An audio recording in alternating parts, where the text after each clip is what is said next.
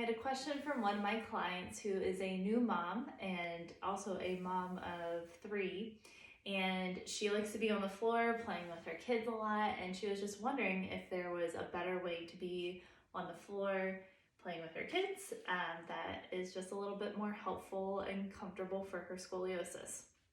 So the first thing to think about is the way that you are sitting on your sitting bones. A lot of times if you have tight hamstrings or it just tends to be the way that you're sitting, you end up sitting to the back of the sitting bones, and that ends up kind of straining your lower back.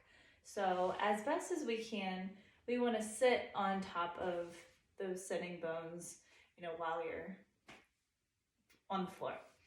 And obviously this is not a terribly comfortable position to be in with the legs extended out straight. I have pretty flexible hamstrings and this is just like kind of awkward for me. So there's a couple of things that may be helpful.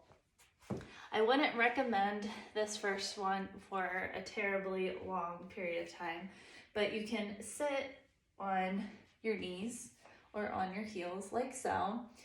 You can even pretend that this is a little squish ball. You can even put that at your heels and sit on top of that. That's a little bit more gentle on the knees. It's not as compressive there. This does not feel very good with the block on my ankles or my feet. The other way is sitting on top of a yoga block. And this just gives you the ability to sit and kind of cross your ankles, cross your legs there, and I'm able to more comfortably sit on top of my sitting bones in this position and be in a nice stacked alignment here. The last suggestion, this is a little bit more cumbersome, but if you happen to have a yoga bolster, this is a good alternative.